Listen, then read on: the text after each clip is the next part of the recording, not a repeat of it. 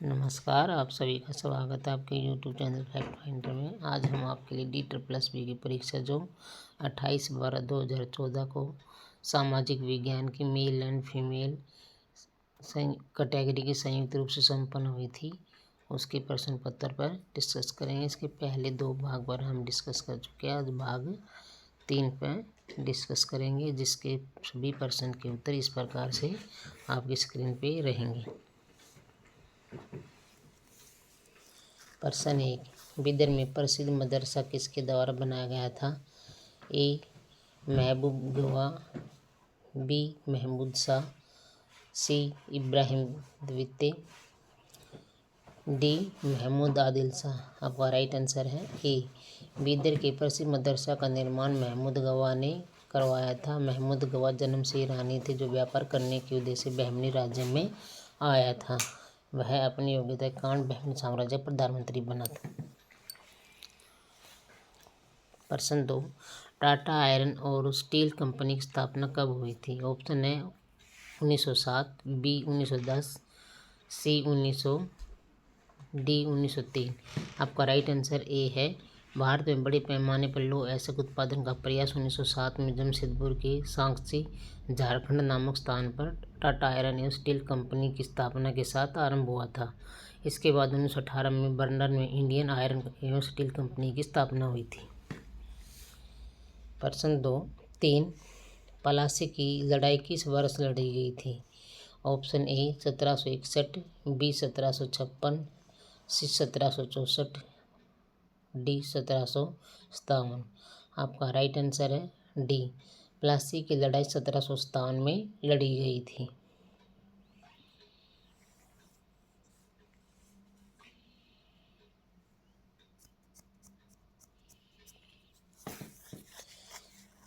तेईस जून 1757 ईस्वी को प्लासी का युद्ध तत्कालीन बंगाल के नवाब सिराजुद्दौला ईस्ट इंडिया कंपनी के मध्य हुआ था। इस युद्ध में ईस्ट इंडिया कंपनी का नेतृत्व क्लाइव कर रहा था। नवाब की सेना का नेतृत्व मीर जाफर कर रहा था। क्लाइव ने कूटनीति के माध्यम से बिना लड़े ही इस युद्ध को जीत लिया था, जिसमें अंग्रेजों की जीत हुई थी और नवाब सिराजुद्दौला की हार हुई थी। प्रश्न 4, मंगलोर की संधि समाप्त हुई? ए. पहला अंग्रेज मैसूर युद्ध, बी. दूसरा अंग्रेज मैसूर युद्ध, सी. तीसरा अंग्रेज मैसूर युद्ध, डी. चौथा अंग्रेज मैसूर युद्ध। आपका राइट आंसर बी है। अंग्रेज तथा मैसूर रियासत के मध्य 4 युद्ध हुए थे। प्रथम आंग्ल मैसूर युद्ध 1767 से 1769 की समाप्ति मद्रास की संधि से थी। द्वितीय में आंग्ल मैसूर युद्ध की समाप्ति मैंगलोर संधि से थी। प्रश्न 5, स्थायी भूमि व्यवस्था की शुरुआत किसके द्वारा की गई थी? A. Lord Wellesley, B. Lord Cornwallis, C. Lord Hastings, D. Lord William Bentinck. आपका राइट आंसर बी है। स्थायी भूमि कर व्यवस्था की शुरुआत तत्कालीन बंगाल प्रेसिडेंसी के गवर्नर जनरल लॉर्ड कॉर्नवालिस द्वारा आरंभ की गई थी। प्रश्न 6, व्यापगत का सिद्धांत डॉक्ट्रिन ऑफ लैप्स किसके द्वारा पेश किया गया था? Option A Lord Dalhousie, B. Lord Cornwallis, C. Lord Wellesley, D. Sir John Shore. आपका राइट आंसर है ए। व्यापगत का सिद्धांत डॉक्ट्रिन ऑफ लैप्स तत्कालीन भारतीय गवर्नर जनरल लॉर्ड डलहौजी द्वारा भारतीय रियासतों के प्रति अपनाई गई तब तुष्टीकरण की नीति का परिणाम था। इसे प्रश्न 7, भारतीय राष्ट्रीय कांग्रेस की स्थापना किसने की?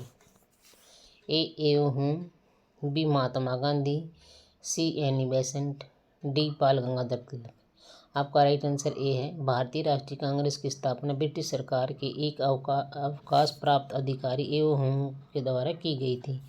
भारतीय राष्ट्रीय कांग्रेस का प्रथम अधिवेशन 28 दिसंबर 1885 को वोमेश चंद्र बनर्जी की अध्यक्षता में तत्कालीन मुंबई शहर में हुआ।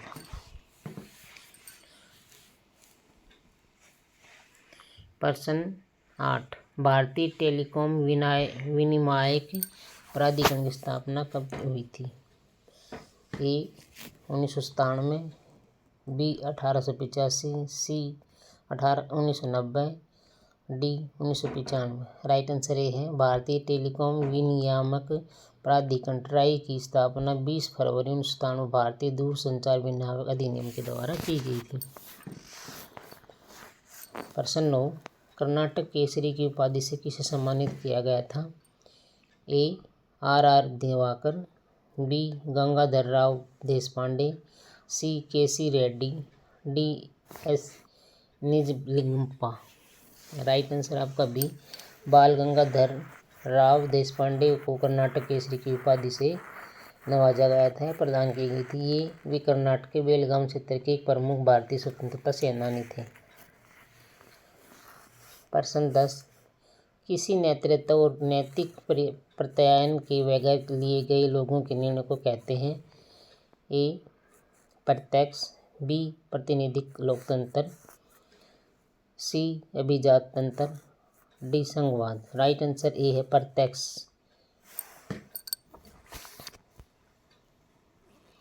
डेमोक्रेसी।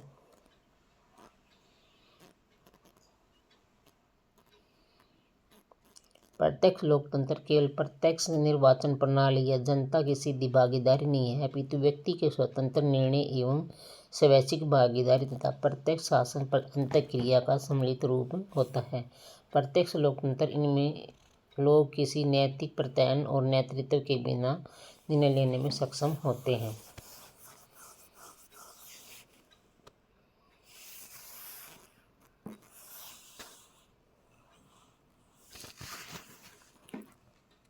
प्रश्न 11, धर्म, विश्वास या संस्कृति पर आधारित शासन को कहते हैं?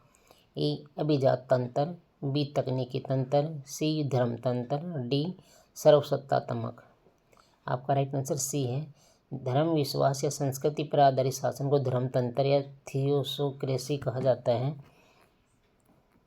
इस प्रकार के शासन क्योंकि में वैज्ञानिक, विकासवादी, लोकतांत्रिक, मानव केंद्रित मूल्यों के लिए स्थान नहीं होता। जैसे मध्य युग में चर्च की सत्ता सर्वश्रेष्ठ थी। प्रश्न 12, केंद्र शासन और राज्य शासन के बीच के सत्ता के बंटवारे को कहते हैं? ए एकीक विशिष्ट, बी संघवादी विशिष्ट, सी द्विशासन, डी स्वायत्तता। राइट आंसर बी है। संघात्मक शासन व्यवस्था में सत्ता के दो अलग अलग केंद्र एवं रचनाएं होती है, जैसे संघ और राज्य सरकार। शक्ति का विभाजन दोनों में मध्य होता है। प्रश्न 13, राज्य सूची में निम्न में से क्या शामिल है? ए डाक और तार, बी बीमा, सी भूत नीतियाँ, डी पोत परिवहन और जहाजरानी। राइट आंसर सी है। संविधान की 7वीं अनुसूची के अंतर्गत केंद्र सरकार, राज्य सरकार की शक्तियों का विभाजन विषयों के आधार पर किया गया है। इसमें 3 सूचियों में विभाजित किया गया है। केंद्र सूची, इस पर कानून बनाने का अधिकार केंद्र सरकार को है, जिसमें 100 विषय है। प्रश्न 14, निम्न में से किसने मुंबई के निकट सागर समुद्री परियोजना की स्थापना की? A ONGC, B IOCL, C BPCL, D HPCL। Right answer A ONGC द्वारा मुंबई के निकट सागर समुद्री परियोजना को अगस्त 2003 को लॉन्च किया गया था।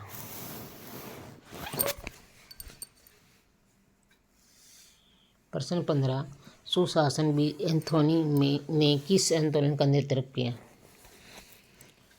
ए भूतपूर्व गुलामों को मतदान के अधिकार की गारंटी, बी राष्ट्रीय चुनाव में महिलाओं को मतदान के अधिकार की गारंटी, सी अपराधियों के विरुद्ध सख्त कानून सुनिश्चित करना, डी अमेरिका के संविधान के प्राधिकार को कम करना। राइट आंसर है बी।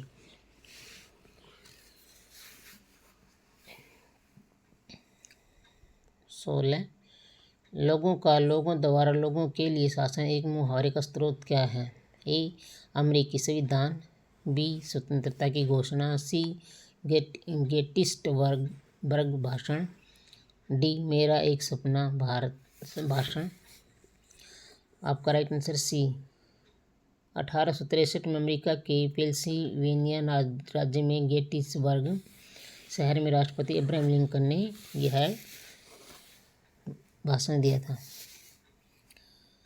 प्रश्न 17, अमेरिका में चर्च और शासन के बीच विभाजन की दीवार होनी चाहिए, यह मुहावरा किसमें पाया जाता है?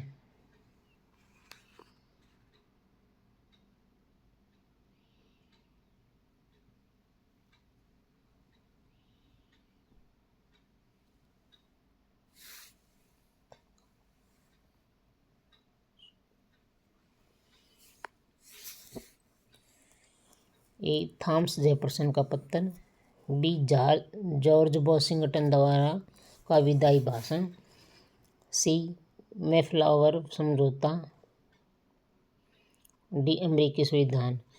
आपका राइट आंसर ए है। अमेरिकी संविधान सभा के सदस्य थॉमस जेफरसन द्वारा 1802 में लिखे पत्र को वॉल ऑफ सेपरेशन या राज्य चर्च विभाजन की दीवार के रूप में जाना जाता है।